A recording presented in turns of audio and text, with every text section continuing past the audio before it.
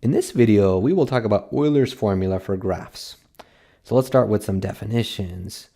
Remember that a simple graph is a graph that has no loops and no multiple edges. A graph is connected if there's a path between any two distinct vertices. So for example, both of these graphs are connected. Because for example, if I take any two vertices in these graphs, there's a way to travel from one to the other using the edges within the graph. And then a graph is planar if there's a way to draw it on the plane in such a way that no two edges cross each other. So the key theorem, Euler's formula, says that when a graph is simple, connected, and planar, if it has V vertices, E edges, and R regions, then the number of vertices minus the number of edges plus the number of regions, it will always be equal to 2. Okay, that's pretty remarkable if, no matter how complex I make this graph or how simple, that this will always be true. Okay, so what is a region? So let me explain that by looking at these examples. So a region could either be enclosed by a bunch of edges like this. Let me label this R1. So I see another enclosed region here, which I'll label R2. And then there's another region kind of like outside everything. I will label that as R3. In the second graph, there's one enclosed region here, R1. There's another enclosed region here, I'll call that R2. And there's a third one outside of everything, which I'll call R3. So in this first graph, I see 1, 2, 3, 4, 5, 6, 7 vertices. 7 vertices. Edges, I count 1, 2, 3, 4, 5, 6, 7, 8. 8 edges. And we already counted 3 regions. So V is 7 minus E is 8 plus R is 3. And if I work that out, that is 2, which is what I was hoping. In the second graph, I'll just tell you what V, E, and R are. There are 8 vertices, 9 edges, 3 regions. So if I do 8 minus 9 plus 3, I do equal 2. And I'd encourage you to try this with other graphs and just verify that it does end up equaling 2 every time. Okay, so how do we prove this? We are going to use induction. So I have multiple variables here. So when I do induction like that, I pick one of the variables to induct on. So I'm going to induct on E, the number of edges. And what that will mean with the other two variables, the V and the R, I'm going to let them remain arbitrary throughout the problem. The number of vertices, the number of regions, those will just be arbitrary. Okay, so step 0 of induction is identify, typically I call this Pn, but I'm inducting on the variable E, so I will refer to it as P of E. So P of E represents the statement I am trying to prove. And I'm trying to prove that V minus E plus R will equal 2 for any graph that has E edges. For a graph with V vertices, E edges, and R regions. For a graph like that, I'm trying to show that this equation ends up being true. Okay, then step 1 of our induction is the base step. Usually that's E equals 1. But it depends on what's the smallest value for that variable. So E is the number of edges, but I could have 0 edges. So for my problem, let's go to draw mode. For our problem, it is E equals 0. I could have 0 edges. So I want to ask myself, is P of 0 true? In other words, if I have 0 edges, will this formula still hold? So if I have 0 edges and my graph is connected, well, it's got to only have just one vertex. Because if I had a second vertex and there's no edges, well, it's disconnected. So it's got to just have one vertex. And if there's just one vertex, well, there's only one region. I will label that R1.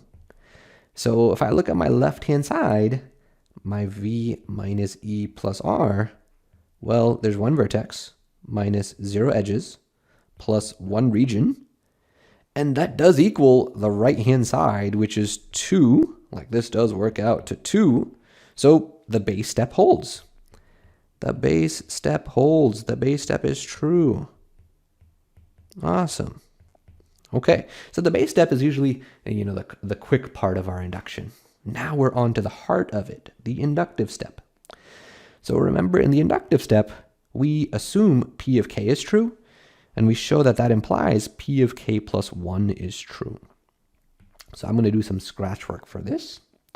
So the if part of this, we get to assume is true. So my givens, my assumptions, what I get to assume is true is P of k means, well, this formula is going to be true if I have k edges. So I'm going to be assuming that the formula holds for a graph with k edges. In other words, that if I plug in k for the e, we get v minus k plus r equals 2, that will end up being true, where v is the number of vertices and r is the number of regions. No matter what those are, if they are k edges, that this will be true.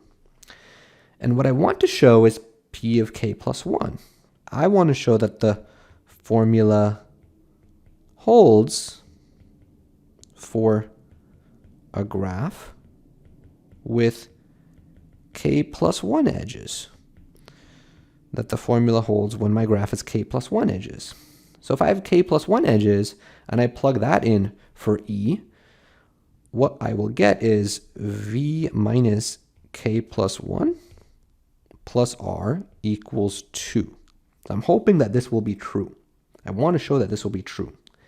So if I distribute the negative and I move the 1 to the other side, I'll get v minus k plus r equals 3, moving the 1 to the other side. So I'm really hoping that for a graph with k plus 1 edges, I will be able to show that this equation holds.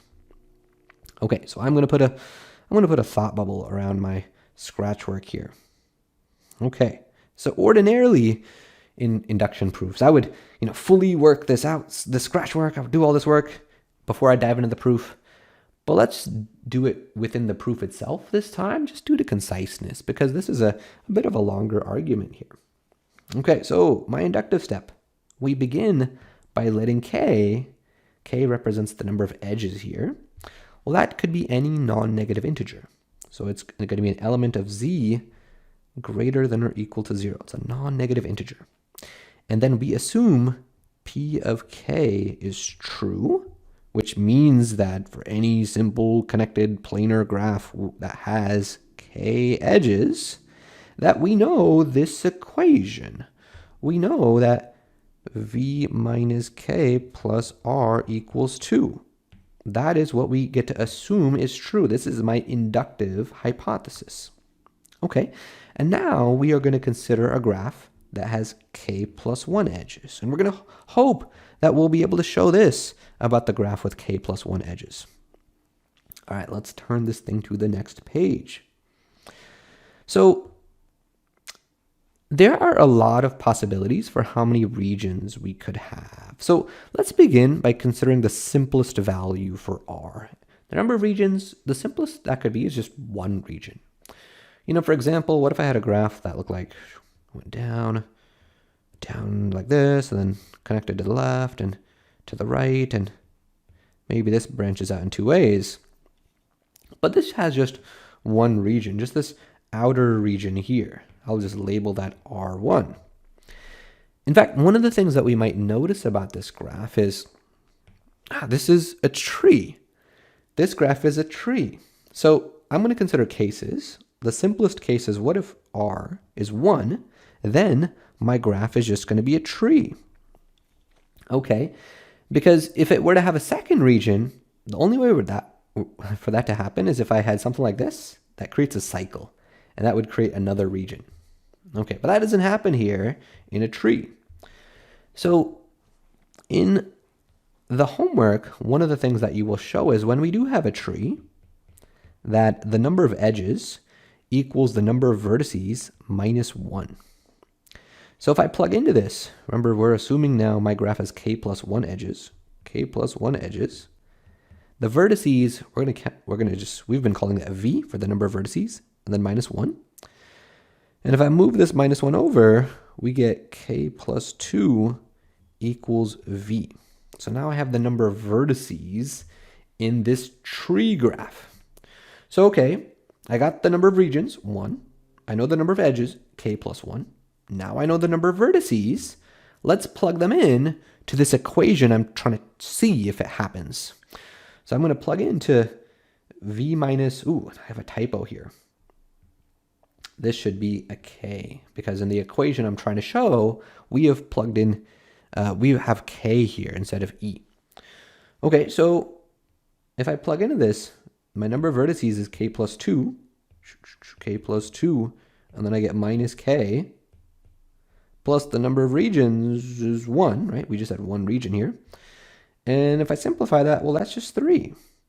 And that's precisely what I wanted to get. I wanted this v minus k plus r to equal 3. Okay, so far so good. In this first case, when I have a tree, the equation that I want, I get it. Okay, well, what if the number of regions is bigger than 1? So case 2, what if the number of regions is actually bigger than 1? Well, then my graph is not going to be a tree. So that would mean, something like this happens. That creates this other region. So if it's not a tree, because the graph is connected, what that means is there's got to be a cycle. Because a tree is a simple connected graph that has no cycles. So if it's not a tree, and it's still connected, well, it's got to have a cycle. Okay, so first a strategy tip, and then we'll tackle this.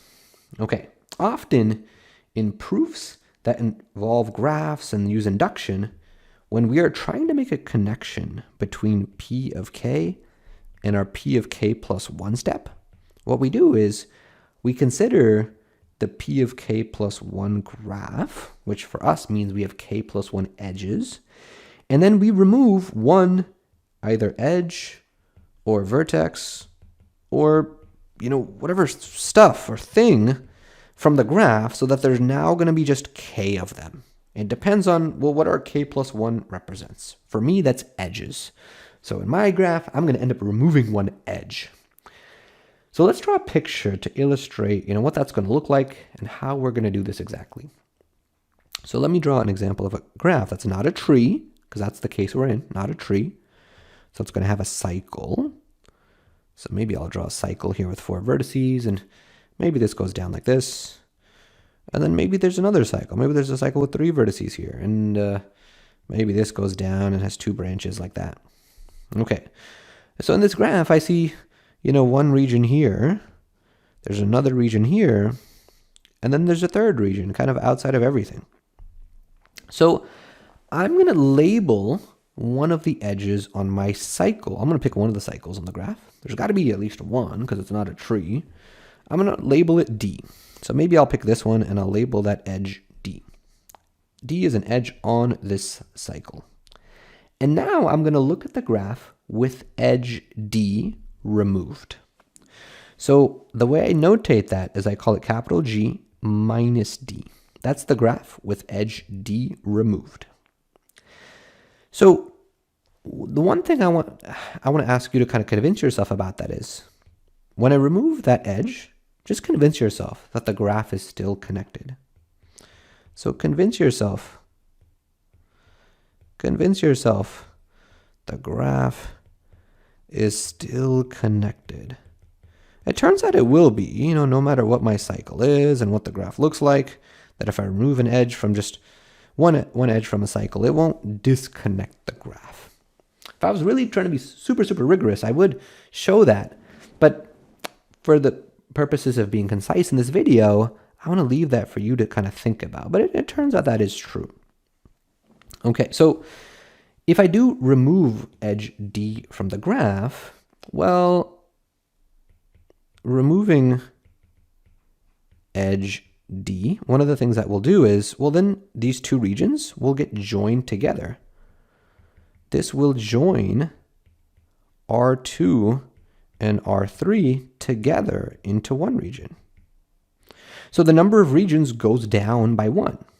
So my number of regions will now be r minus 1. The number of edges also went down by 1.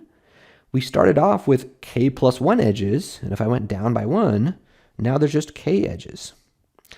But removing an edge didn't change the number of vertices, so there's still v vertices. And why this is great, why removing the edge was helpful for us is now my graph has k edges.